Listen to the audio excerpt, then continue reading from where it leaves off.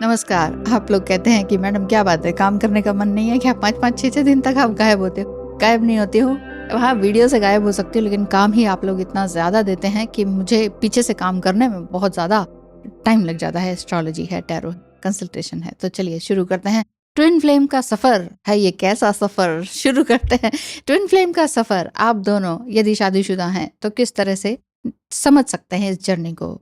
यदि दोनों he married हैं अलग अलग स्पाउस से, तो ये सफ़र आपके लिए एक गहरे और ट्रांसफॉर्मेटिव एक्सपीरियंस लेकर आ सकता है। यहाँ कुछ तरीके हैं जिनके थ्रू आप इस यूनिक रिलेशनशिप को नेविगेट कर सकते हैं। क्या तरीके हैं अभी बताती हूँ।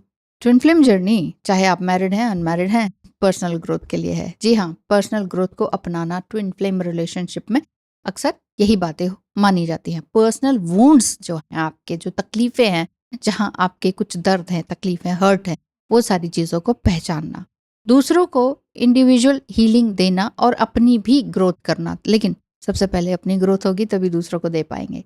ये समझना ज़रूरी है कि ये यूनियन सिर्फ रोमांटिक लव का नहीं, रोमांटिक है बट हमेशा वही है वो नहीं है, बल्कि स्पिरिचुअल इन्वॉल्वमेंट और सेल्फ अवेयरनेस। खुद को हम कैसे जाने, थोड़ा सा टाइम तो अपने लिए निकालना पड़ेगा। इतना बिजी रहेंगे तो कैसे चलेगा। दूसरी बात, कम्युनिकेशन और वल्नरेबिलिटी। एक्चुअली जिम्मेदारी है आपकी अपने आप से कम्युनिकेशन करने की, साथ ही साथ अपने पार्टनर की। यानी कि फीलिंग्स, फियर्स और आपके सपने एक दूसरे के साथ शेयर जब आप करते हैं, और अगर नहीं करते हैं तो करना चाहिए। तो ट्विन फ्लेम अक्सर एक दूसरे को मिरर करते हैं, ये आपको मालूम है। तो दोनों की जो स्ट्रेंथ और जो इनसिक्योरिटीज होती हैं वो एक दूसरे को रिफ्लेक्ट करते हैं, उसी तो मिररिंग कहते हैं। वल्नरेबिलिटी को अपनाना और उसे यूज करना एक प्रॉपर बॉन्ड की तरह मजबूती देता है आपके इस रिलेशनशिप में। ये सब करना जरूरी है, सेल्फ कम्युनिकेशन और एक दूसरे के साथ कम्युनिकेशन।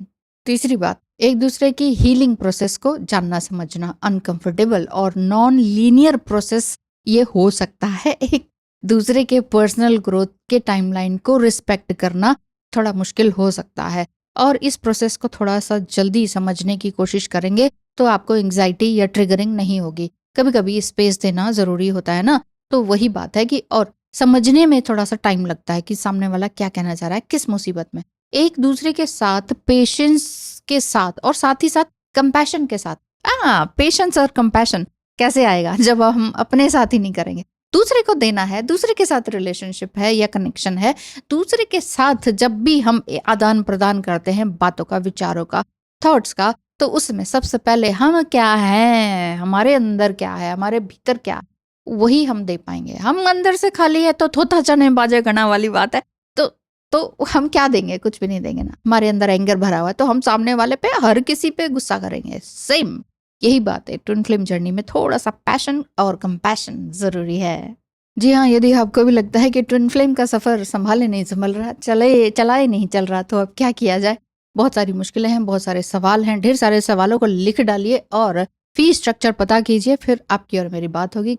जिस भी तरह का कंफ्यूजन है जरूर दूर होगा।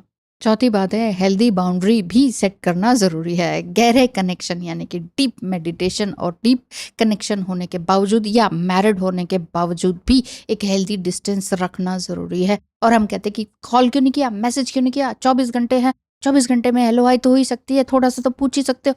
इतनी जो इनसिक्योरिटी है वो हमारे अंदर की है, सामने वाले की नहीं। वो भी बिजी है, आप भी बिजी है, लेकिन आप को डिपेंडेंसी में है और उस को डिपेंडेंसी से बचना आपका फर्ज है। पांचवी बात, को क्रिएटिव बने। ट्विन फ्लेम अक्सर एक शेयर्ड पर्पस या मिशन को फॉलो करते हैं। दोनों का शेयर्ड होता है, लेकिन ये नहीं है कि जब दोनों ही का रियूनियन हो जाएगा ना तब सोल पर्पस स्टार्ट होगा। नहीं, सोल पर्पस पहले अकेले में सेपरेशन टाइम पीरियड में स्टार्ट करने की कोशिश करें। अब वो चाहे आपका स्किल्स पर काम करना, बिजनेस पे काम करना, स्पिरिचुअल पर्सपेक्टिव को और हायर उसमें लेके जाना, अपने आप से अलाइन होना और अपने कनेक्शन को और भी ज्यादा बॉन्ड, एक गहरा बॉन्ड अपने साथ क्रिएट करना। यानी कि जब आप अपने आप को फुलफिलमेंट महसूस करेंगे कि हाँ, मैं अब पूरी तरह से, अब मुझे किसी की जरूरत नहीं है, अब मैं क्लिंगी नहीं हो रही, बेचैन नहीं हो रही, तो वहां समझिए कि आप बिल्कुल सही चल रहे हैं। छठी बात है कि आप divine feminine and masculine energy को बैलेंस करना। एक पार्टनर डिवाइन मस्कुलाइन है और दूसरा डिवाइन फेमिनाइन एनर्जी है, ठीक है। डीएम एंड डीएफ एनर्जीज हैं, ठीक है, बॉडी नहीं है। और ये बात को एक बार फिर से समझ लीजिए। इन एनर्जीज को बैलेंस करना, हार्मोनाइज लेवल पर लेकर आना, बहुत ज़रूरी है और इसी में ही सालों लग जाते हैं। अपना पर्सपेक्टिव, अपनी एनर्जी बचा के रखें, अपने पर्सपेक्टिव को लिखते रहें और एक दूसरे की मदद करते रहें ताकि दोनों एस्पेक्ट्स को ग्रोथ मिल सके। और ग्रोथ के लिए थोड़ा स्पेस की भी ज़रूरत है।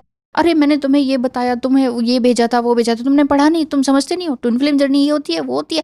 क्या करेंगे जब सामने वाला रिसीवर नहीं है, उसको सुना सुना के आप अपने से दूर भगा रहे हैं, ये वाली बात है। और अगर मैरिड हैं तो भी और क्या करें, 7th पॉइंट कि अपने इस ट्विन फ्लेम सफ़र को, इस ट्विन फ्लेम जर्नी को सेलिब्रेट करें। सेलिब्रेट यानी कि इंजॉय करें। यस कि मुझे एक ये जर्नी मिली है, यस कि हाँ स्पिरिचुअल ग्रोथ के लिए ईश्वर ने मुझे ये सब कुछ दिया है। अब तक ठीक है, जो भी कुछ मिले थे, कार्मिक लोग, कैटलिस्ट लोग, कुछ भी, तो उनसे मुझे सीखने को उतना समझ में नहीं आया, लेकिन ये व्यक्ति बिल्कुल दिल में छा गया है और दिमाग में कैप्चर हो गया है, जैसे कि इसने हाईजैक कर लिया हो।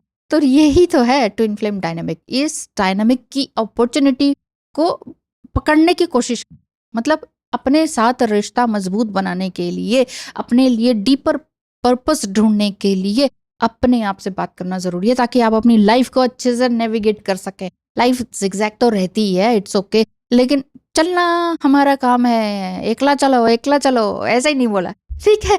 तो अपने एकला चलो किस लिए बोला गया?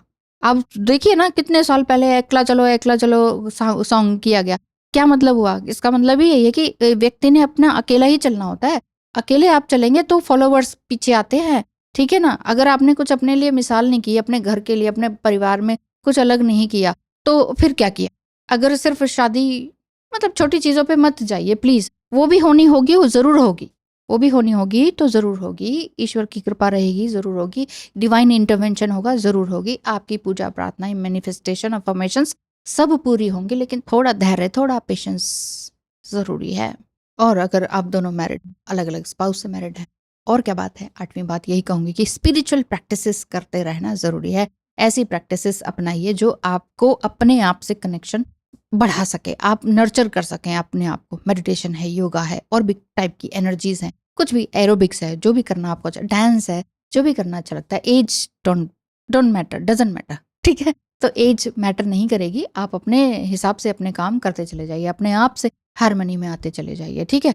ठीक है कि माइंडफुल एक्सरसाइज भी करना ज़रूरी है, ये सभी तरह की ये एक्सरसाइजेस करना भी ज़रूरी है ताकि आपका mind, body, soul and emotions complete हो पाए। तो अपने आप को सपोर्ट करने के लिए अपने इमोशंस को पढ़ना ज़रूरी है। कैसे पढ़ेंगे अपने इमोशंस को मैडम? टाइम ही नहीं है, टाइम तो निकालना पड़ेगा।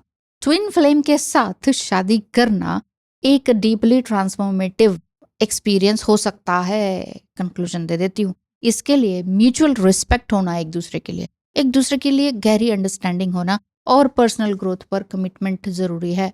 पर्सनल ग्रोथ पे कमिटमेंट, हम बार बार कहते हैं कमिटमेंट दो, वहीं गड़बड़ हो जाती है। तो ये ट्रांसफॉर्मेशन का ही एक रूप है जो सेपरेशन टाइम पीरियड आता है, ट्रांसफॉर्म करने के लिए आता है, आपको अपने आप से हारमोनियस यूनियन में लेकर आने के लिए आता है, ताकि आप अपने स्पिरिचुअल गिफ्ट्स को पहचान सकें और एक दूसरे के साथ रीयूनाइट हो सकें। एक दूसरे के साथ बाद में होंगे, ठीक है, पहले आप खुद से होंगे।